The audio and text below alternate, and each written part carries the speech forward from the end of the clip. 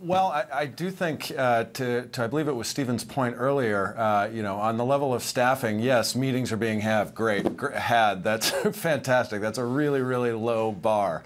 And he mentioned that he couldn't think of any single meeting where Trump wasn't prepared. I can think of two just off the top of my head. The G20 summit, when he met with Vladimir Putin and was completely rolled by him, Trump said, "Hey, did you hack the election?" And Putin said, "No, we didn't." Trump said, "Okay, that's cool. Let's move on to the next topic."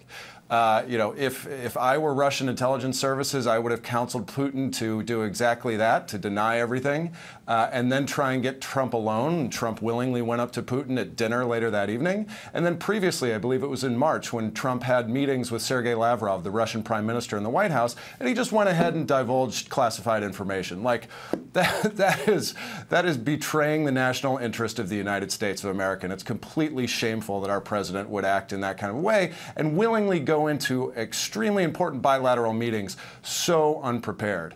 About the state of diplomacy in general, we were talking a little bit about the idea that the United States, what is our role in the world?